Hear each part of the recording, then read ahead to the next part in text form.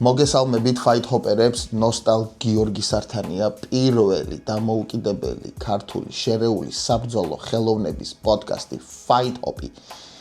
გილოცავთ ყველას ახალ წელს 2026.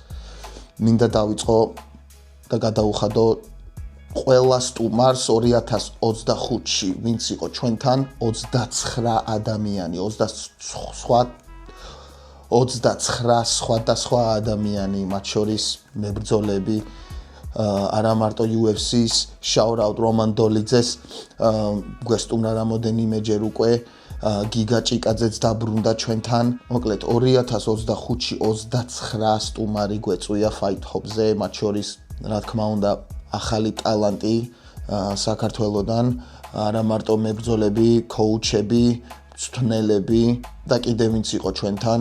ყველას დიდი მადლობა დროს დათმობისთვის. მინდათ გითხრათ, რომ 2025-ში ჩვენი ყველაზე პოპულარული პოდკასტი იყო ეპიზოდ 184. ზვია და ლაზიშვილთან ერთად, რომ გავაკეთეთ მიმოხილვა მერაბის და უმარის ბრძოლის preview, ანუ რა თქმა უნდა 2025-ში ქონდა ყველაზე დიდი წარმატება ისტორიაში, ალბათ ტიტულების დაცვა მერაბ დვალიშვილის სახით, მეორე წონის ჩემპიონობის მოგება ილია თოფურიას სახით, ალექსანდრე თოფურიას წარმატებული დებიუტი და ორი მოგება. რა თქმა უნდა მარცხებიც ქონდა, მაგრამ მე ვფიქრობ, რომ ეს მართლა იყო ყველაზე წარმატებული წელი ქართულ MMA-ში. ამ მიზეზების გამო ეხლა რო ახსენე, თუ არ ვწდები, ჩვენი რეკორდი გამოვიდა 7-5. შეიძლება ესე რომ მოვისმინო 7-5 რაღაც კაი რეკორდი არ იყოს, მაგრამ ეს რეკორდი არ ამბობს ყველაფერს. რახან 2025 წელს ქართველი მებრძოლის 4 გამარჯვება UFC-ს ტიტულოვან ბრძოლებში მოვიდა და ხაზი არის გასასმელი. კიდევ ერთხელ მინდა რომ მიულოცო ქართულ MMA-ს და გულშემატკივრებს ეს წარმატებები.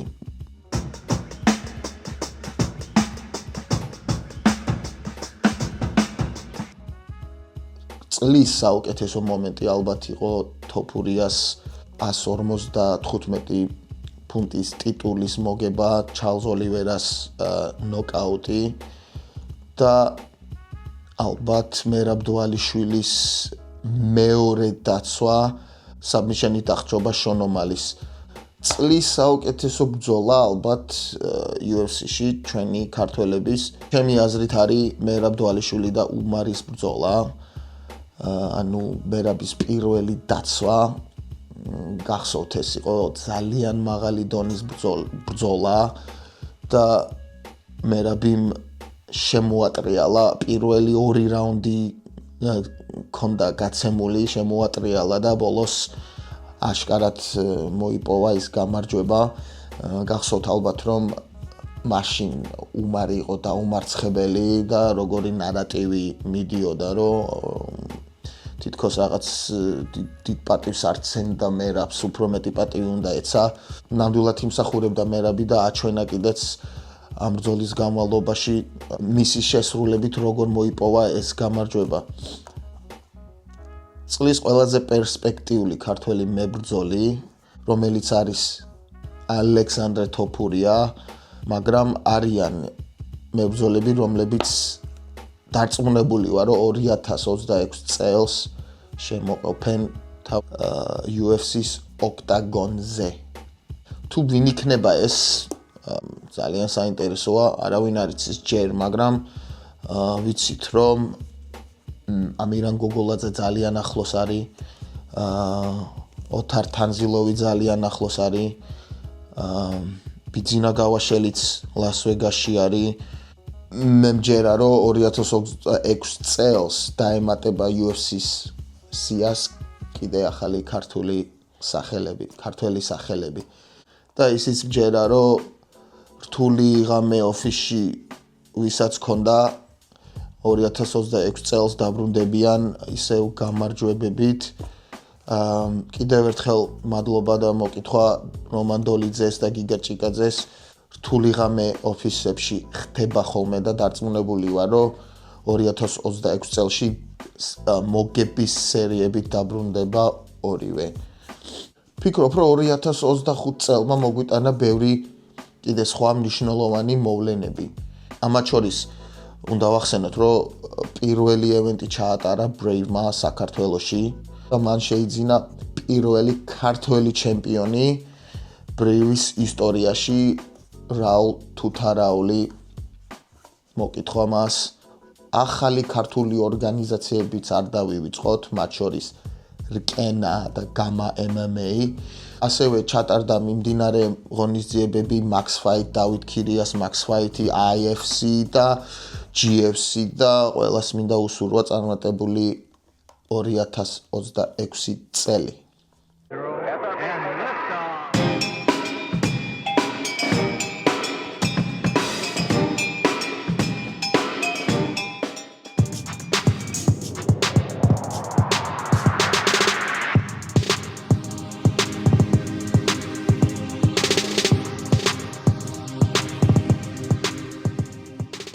მოკლედ გადავიდეთ UFC 324-ზე Justin Gaethje vs Paddy Pimblett. გონი 6 კვირა გავიდა რომ ბრძოლები არ გვინახია და მონატრებულები ვართ ყველა. არის ახალი ეპოქა UFC-ის ისტორიაში. Paramount-ზე იქნება ეს პირველი ევენტი. ყველას უნდა რა თქმა უნდა რომ ილია Topurias დაეცვა თავის კამარი, მაგრამ ეს იქნება დროებითი კამრის მოპოვების შანსი ან Justin Gaethje-ისთვის და ან Paddy Pimblett-ისთვის. რამდენად იმსახურებს Paddy Pimblett-ი ან Justin Gaethje, ეს უკვე სხვა თემა არის, მაგრამ ეს ფაქტი არის, რომ ეს ბრძოლა შესრულდება და სტილისტურად მე მგონია რომ ძალიან ცეცხლოვანი და სანახაობრივი ბრძოლა იქნება. ამ ბრძოლაზე ალბათ ძირითადი ფანების რაოდენობას ალბათ გონია რომ Paddy Pimblett-ი შეძლებს და მოიპოვებს. ოღონდ ძალიან ახლო ბრძოლა არის მაინც. Justin Gaethje-ის ისეთი დარტყმის ძალა აქვს ფეხით ან ხელით რომ შესაძლოა არის რომ ნოკაუტით მოიპოვოს გამარჯვება Paddy Pimblett-თან და Paddy Pimblett-ი არის ბევრად უფრო განვითარებული მისი grappling-ით. არც ისეთი ბევრი კილომეტრები არა აქვს გამოვლილი. ბევრად უფრო მეტის ატანა შეუძლია ჩემი აზრით ვიდრე Justin Gaethje-ის. თვითონ იძახის რომ 3 რაუნდში შეძლებს Justin Gaethje-ის დამარცხებას.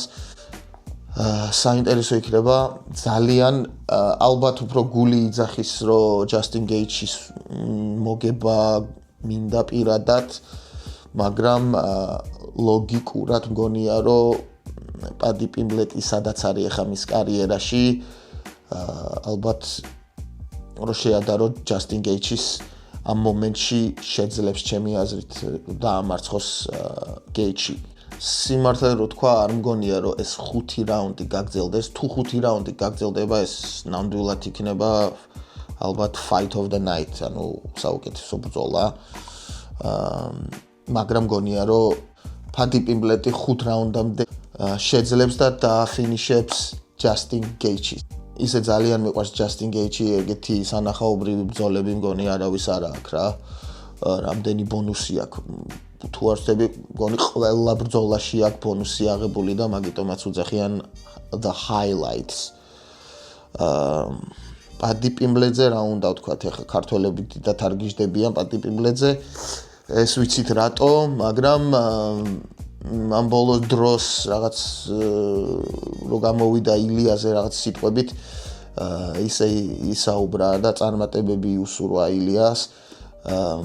ეს მაინც სპორტი არის და ყველას გვინდა რომ ვნახოთ სანახაობრივი ბრძოლა და დარწმუნებული ვარ რომ ეს იქნება მართლაც და ყველაზე სანახაობრივი ბრძოლა ამ ღამის. თუმცა co-main event-იც იქნება უძლიერესი, რახან შონომალი შეხვდება სონ იადონგს. ყველა ვიცით როგორი სახელი არის შონომალი, როგორ ცდილობდნენ და როგორ აწვებოდნენ და მიყავდა წინ და წინ, ყველაზე ისე ადვილი გზით უნდათ რომ შონომალი მისულიყო და გახვთარიყო ჩემპიონი და ყველაფერი გააკეთეს და ეგრეც მოხდა ალჯოურო დაამარცხა პრაქტიკულად ვერ შეძლო ალჯოუმ, ანუ მოშუშება, მომზადება ძალიან სწრაფად დააბრუნეს. მაგრამ ეს ყველაფერი წარსული არის, მაგრამ ჩემი აზრით აქ შონომალიმ რომ მოიგოს, აი ძალიან დიდი highlight knockout-ით. ეგრევე ჩავარდება ისევ საკითხი იყოს თუ არა შემდეგი ბრძოლა იანის ტიტულის დაცვა შონომალისთან, იმიტომ რომ ეს პირველი ბრძოლაც ხო გახსოვთ, ბევრმა თქვა, რომ იანს არ წაუგია ეგ ბრძოლა რა, მაგრამ ძალიან ახლო ბრძოლა იყო და თუ აქ, ანუ შონომალიმ რაღაც დიდი სანახაობრივი ფინიშით მოიგო, გამორიცხული არ არის, რომ შემდეგი დაცვა პიტერ იანისთვის იყოს შონომალი.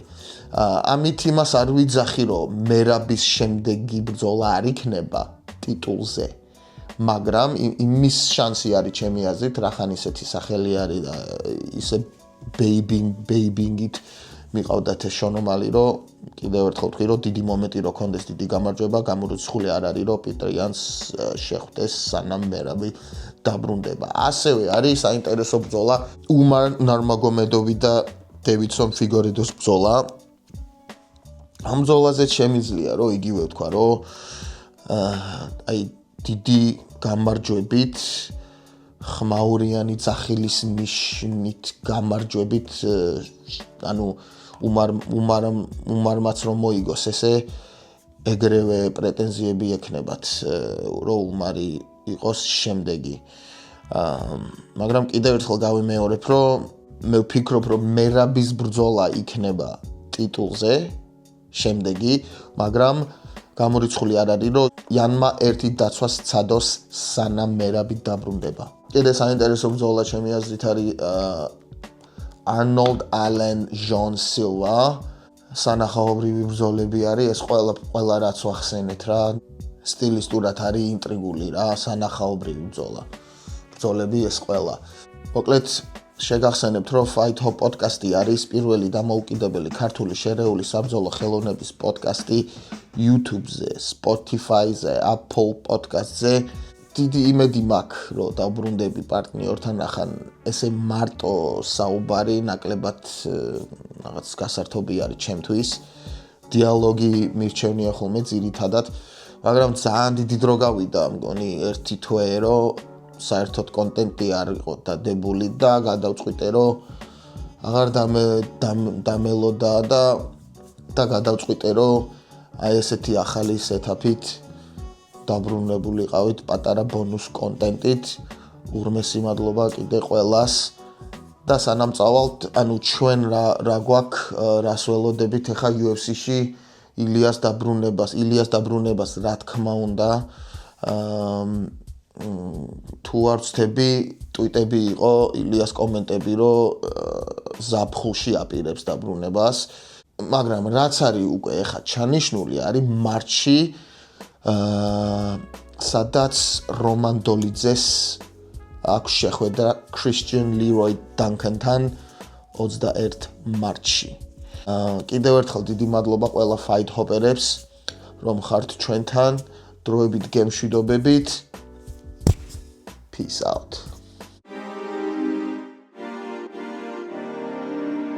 You tune into the Cartwellians on the Fight Hop podcast.